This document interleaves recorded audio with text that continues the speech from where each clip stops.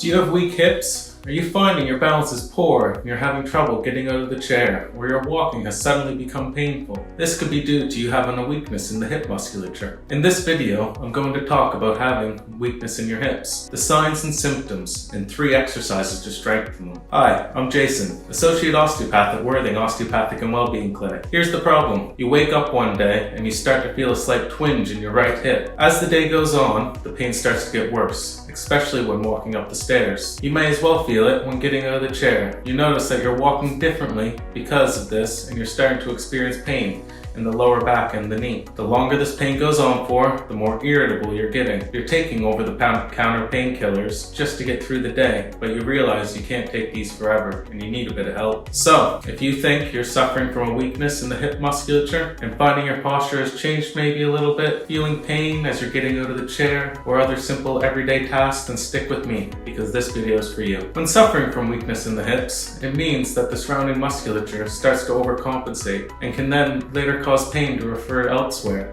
maybe the knee or the lower back. Your hip flexors are muscles that sit in the very front of your hip, and they end up connecting to the lower back as well as the thigh bone, and there's one major muscle called psoas that's positioned just on the internal aspect of the spine and then comes down onto the inside aspect of the hip itself. It helps with basically pushing your knee forward and helping you to walk. So doing simple everyday tasks are basically a little bit more difficult. It may affect your balance, mobility, and as well may contribute to pain in your lower back. These could all be signs that you have a little bit of a weakness in the hips. If any of this sounds like you or something you're putting up with, then please continue to watch. So I'm about to pass you over to Sasha, our sports therapist, take you through some exercises and help strengthen and stretch those hips. Hi, I'm Sasha, a sports massage therapist and personal trainer at Worthing Osteopathic Clinic. So today, I'm going to give you my top 4 best exercises to strengthen and stretch your hips. Starting with number 1. So the first exercise is going to be a glute bridge. Get lay flat on the floor.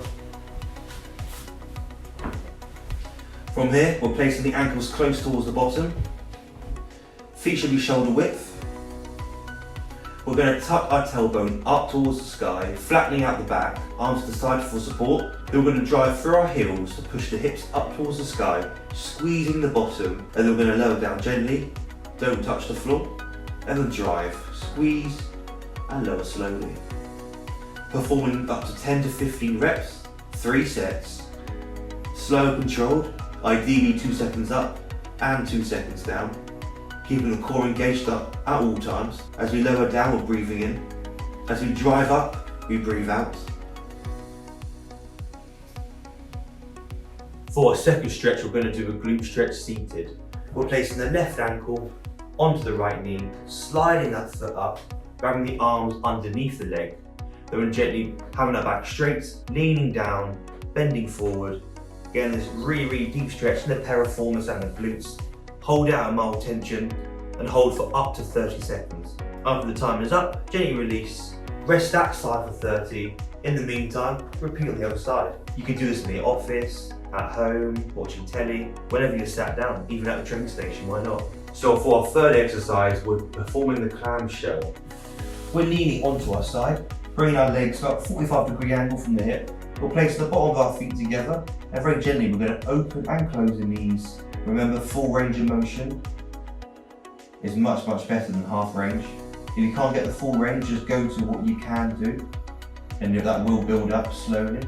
We're taking 2 seconds up, 2 seconds down, really squeezing at the top. Just start to feel a slight burn on the outside of the thighs, around the hip area, performing 15 reps, 3 sets. Do this daily to really strengthen the side of the hips. This will help with running, help with jumping, help with daily activity as well, make you feel a lot better. For our last exercise, we're performing the kneeling hip stretch onto our knees, bringing up the left leg. From here, notice how my hips are bent back. We're going to imagine we've got a belt on, or we're tucking our tailbone forward and up towards the sky, bringing it forward. When it's forward, start to feel a slight pull the front of the thigh near the hip. If you don't feel anything, start to lean forward slightly, increasing the angle, bringing the knee behind the hip. So I feel a very strong pull the front of the thigh. When you do, hold it there, taking your deep breaths, holding the core locked in, We're going to hold for 15 seconds because the pressure on the knee can be sometimes a bit too much. If it is, really pad it up, get a yoga block. Otherwise, get deeper as you get more confident. The more you do it, the more flexible your hips are going to be, the less likely you're going to be injured. I really hope this video has been helpful to you. And if it has, please give us a like. And if you would like any more information on this subject, then please comment HIP and one of our team members will get back to you. Thank you so much for watching.